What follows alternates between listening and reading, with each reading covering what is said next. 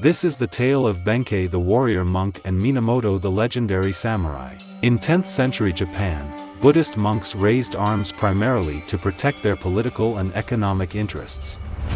Temples were wealthy and influential, often engaging in power struggles with the imperial court and local lords. The instability of the period also made them targets for banditry, necessitating armed defense. Additionally, alliances with political entities could drag monks into broader conflicts, while some temples sought autonomy from central control, leading to armed resistance. The Buddhist monks who studied their raised arms and were called Sohei, who were warrior monks.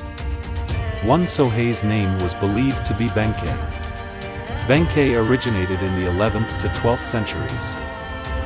The story is very old, a mixture of facts and folk tales, but modern Japanese culture has great influence from Benkei stories. There are different stories about Benkei's birth. According to some legends, Benkei, also known as Musashibō Benkei, is traditionally believed to have been born in the Musashi Province, modern-day Tokyo, although historical details about his birth and early life remain a blend of legend and historical narrative. Benkei was born in 1155 to a temple monk and a noblewoman, giving him a unique upbringing that combined both religious and noble influences. His birth name is often cited as Anuwaka, which means demon child, reflecting his formidable strength and appearance even as a child. It is said that when Benkei was born, his face was so terrible that people called him the son of the devil. His body was huge for his age, and even after growing up, he had big teeth and messy hair, creating a frightening image.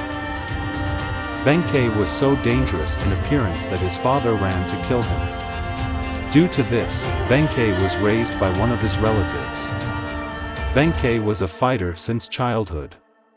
To improve his behavior, he was sent to a Buddhist monastery where it was hoped he would improve, although Benkei's furious behavior proved difficult to handle, and finally, he was expelled from the monastery.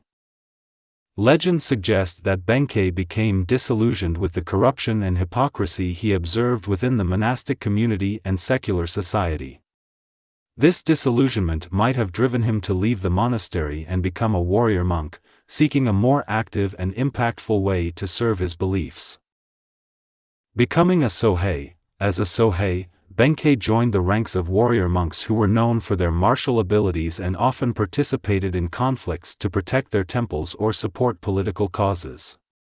This role allowed Benkei to combine his religious devotion with his combat skills. After leaving the monastery, Benkei set out on a journey. From a young age, Benkei was noted for his extraordinary size and strength, which set him apart from his peers. His imposing physical presence often caused fear and respect, traits that would later define his role as a warrior monk. Benkei traveled to different provinces of Japan during the reign of the shogun. Shoguns were military commanders appointed by the king to command an area, receiving a fief and becoming the lord of that area. Buddhist monasteries during the shogun's rule emerged as powerful centers of power where martial arts training was given. Benkei stayed in different Buddhist monasteries and learned many martial arts, becoming proficient in all fighting styles within a few years. Benkei's attire, reflecting his dual identity as both a monk and a warrior, was distinctive and functional, suitable for religious duties and combat. His traditional monastic robes included the kesa, a draped Buddhist garment symbolizing poverty and humility, and the koromo, a long, flowing robe worn underneath. At 17, Benkei was 6 feet 6 inches tall and carried 7 different types of weapons. He is often depicted wielding formidable weapons like the naginata, a pole weapon, or a tetsubo, an iron club, symbolizing his strength and practical battle tools. Benkei's imposing appearance, with his large frame accentuated by layers of robes and armor, made him a formidable and awe-inspiring figure, cementing his legendary status in Japanese folklore and history. The story says that when Benkei came to Kyoto wandering all over Japan to fulfill his pledge to fight 1,000 samurai warriors and would collect their swords. Every night, he roamed around Kyoto, challenging ill-mannered and arrogant samurai to a duel. Benkei had gathered 999 swords when he faced a delicate-looking samurai Minamoto no Yoshitsune, who was born into the illustrious Minamoto clan in 1159, forged his path as a samurai through a blend of noble lineage, rigorous training, and battlefield prowess. Raised amid the martial traditions of feudal Japan, Yoshitsune honed his skills in martial arts and strategy from a young age. His early experiences in military campaigns, under the guidance of his elder brother Minamoto no Yoritomo, showcased his tactical brilliance and leadership abilities. Guided by the principles of Bushido, when Benkei came to know about him, he decided to challenge Minamoto no Yoshitsune. The fight between Benkei and the greatest samurai is considered one of the greatest duels in Japanese history.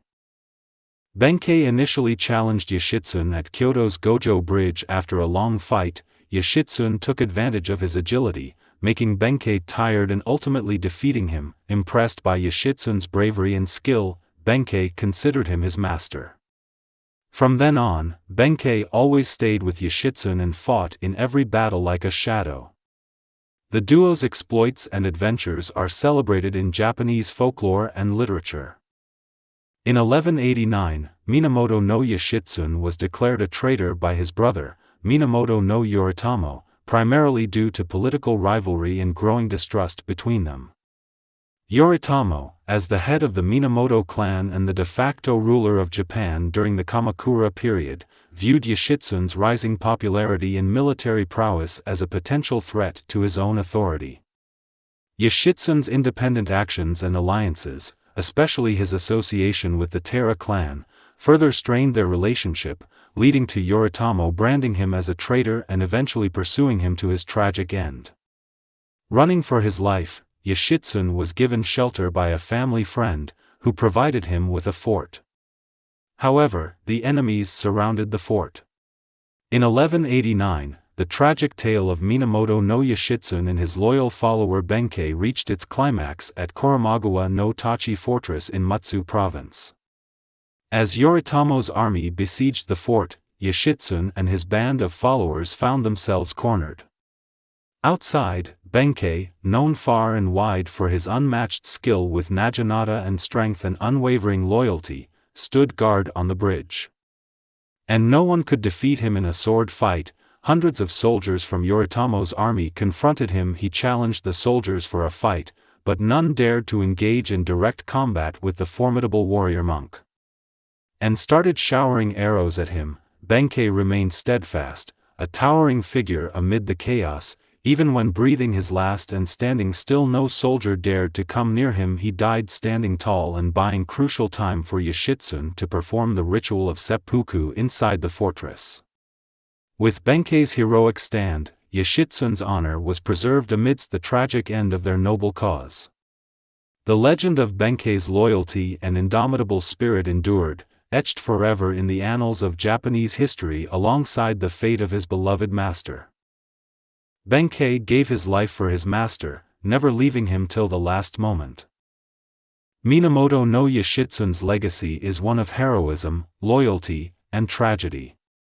He is remembered as a brilliant strategist and a symbol of the tragic hero, whose life was cut short by betrayal and political intrigue. His story has been immortalized in numerous works of Japanese literature, theater, and art, making him one of Japan's most enduring and beloved historical figures. If you like my videos, please hit the like button and subscribe to my channel.